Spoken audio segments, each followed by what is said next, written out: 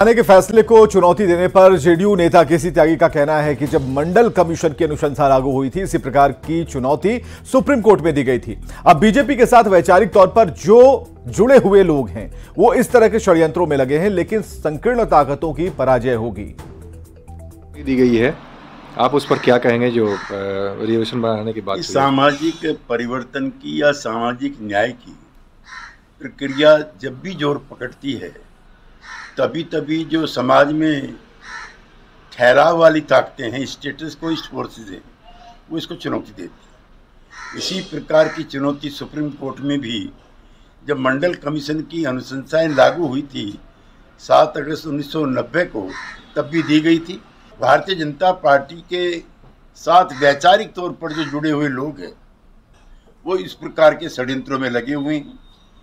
अदालत supreme court हो या हाई कोर्ट हो, उनके पहले के फैसले भी सामाजिक न्याय की शक्तियों के पक्ष में हैं और हमें उम्मीद है कि सुप्रीम कोर्ट, हाई कोर्ट के फैसले पुनः इन गरीब गुरबा लोगों के पक्ष में आएंगे। आरक्षण का मामला न्यायालय में जाने के पर बिहार में सियासत शुरू हो गई। महागठबंधन के नेताओं ने इसके लिए बीजेपी को जिम्मेदार बताया, तो बीजेपी का कहना है कि आरक्षण का दायरा बढ़ाने के लिए बीजेपी सरकार के साथ है। न्यायालय में भी सरकार के साथ बीजेपी खड़ी रहेगी।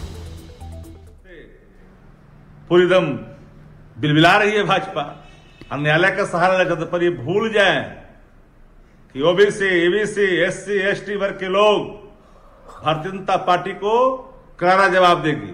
न्यायालय में जाने से आरक्षण का दायरा घट जाएगा? कोई गया था क्या? और लोग ये भाजपाई को उसी दिन से पीड़ा होगी जिस दिन से जाति आधारित गणना हुआ, उस पर आरक्षण का दायरा बढ़ गया। किसी भी अच्छे काम को अगर आप करने के लिए जाएंगे तो उसमें तरह तरह के व्यवधान आएंगे।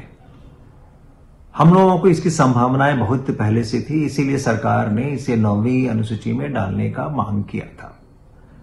अब चूंकि मैटर सब जुडिस है, तो हमें उम्मीद है कि पटना उच्च न्यायालय जमीनी वास्तविकता को देखते हुए इस पे उचित फैसले लेगी, उचित कदम उठाएगी जो बिहार की जनता के हक में होगा। बढ़े हुए आरक्षण को लागू करने के लिए बिहार सरकार को भाजपा की तरफ से जो भी सहयोग चाहिए, भाजपा ने पहले भी किया है और आगे भी करेगी। चाहे अदालत में सरकार को सहयोग चाहिए, चाहे जनमानस में सहयोग चाहिए, चाहे किसी अन्य चीज में।